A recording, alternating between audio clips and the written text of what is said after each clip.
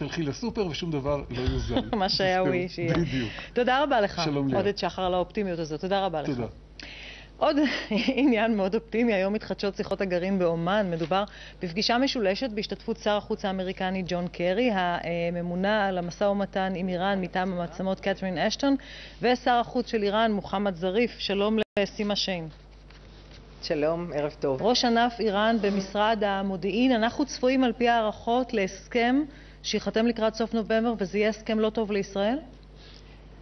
אנחנו לא מצפים להסכם לא טוב לישראל. אנחנו יודעים שקצובת הזמן שנקבעה לשיחות האלה 24 בנובמבר, אכן זאת התקופה שאמור להיחתם הסכם. האם ייחתם יש סימן שאלה גדול, הפערים בין הצדדים הם עמוקים, רחבים, לכן הם נפגשים היום ליומיים שלושה בדרג שרי חוץ, שזה דרג מדיני כבר שיכול לקבל החלטות באומן. אחרי זה בעוד שבוע התחדשו השיחות בדרג של מומחים. אנחנו יודעים שיש ניסיון של הצדדים להגיע להסכם. האמנם יהיה הסכם? שאלה פתוחה.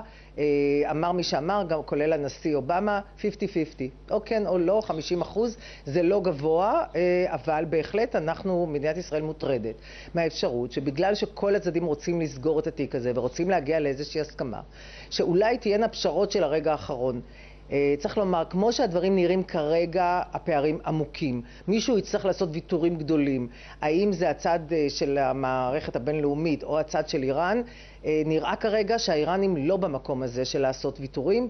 ההוראות שהמנהיג נותן לדרג של המומחים ושרי החוץ שמנהלים את השיחות הן הוראות מאוד מאוד ברורות. הוא רוצה להשאיר כל מה שקיים היום, ותוך פרק זמן קצר ביותר של חודשים, אולי שנה, להמשיך להגדיל את התוכנית, להרחיב אותה, וכמו שהוא אמר בהתבטאות פומבית, בלי כחל וסרק, עד ל-190,000 צנטריפוגות, שמה שאנחנו יודעים היום זה שיש להם 20 שרק חצי מהן בערך פועלות.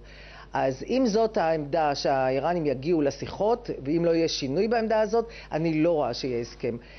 אם האיראנים יתגמשו, גם אם לא בדברים מאוד מהותיים, יכול להיות שמישהו בצד השני ירצה לראות בזה דברים יותר מהותיים ולנסות לגבש הסכמה. עד כמה להערכתך האינטרסים הישראלים נלקחים בחשבון בשיחות הללו? ראינו את שר המודיעין נוסע בחיפזון לצרפת להיפגש עם שר החוץ הצרפתי ביום חמישי כדי לנהל איתו שיחות אחרונות לפני המפגשים הללו. ישראל חשה שהאינטרסים שלה לא יושבים מספיק במקום מרכזי בהסכם הזה?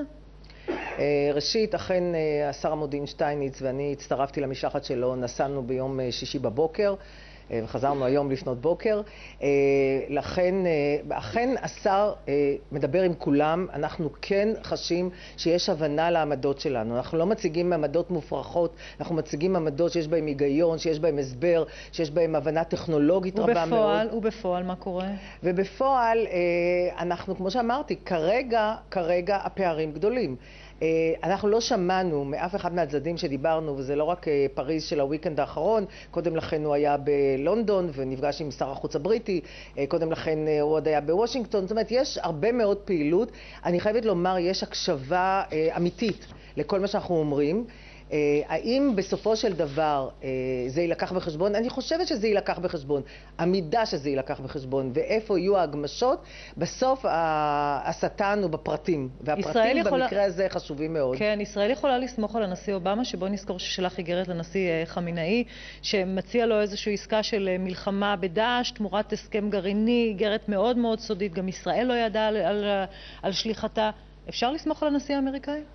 תראי, אני קטונתי מלתת ציונים לנשיא האמריקאי. את יודעת היטב מה קורה. ואת יודעת, אני לא פוליטיקאית, אני אשת מקצוע, ולכן ובכל זאת? אני לא יכולה להגיד בעניין הזה. אני יודעת שהנשיא אובמה, ואני מתייחסת לאמירות שלו בכבוד ולא בספקנות, הנשיא אובמה אמר, עדיף בלי הסכם מאשר הסכם רע. ואני מניחה שהוא לא שינה את דעתו. הוא גם אמר בכנס הבן, בדיוק לפני שנה, אמר, אין שום סיבה שלאיראן יהיה מתקן העשרת אורניום חשאי, כאילו לא חשאי, אבל מתחת לקרקע היה חשאי ונחשף. אין שום סיבה שאיראן יהיה לה כור מים כבדים שמייצר פלוטוניום. הוא אמר את הדברים האלה בקולו, בפני קהל רחב מאוד.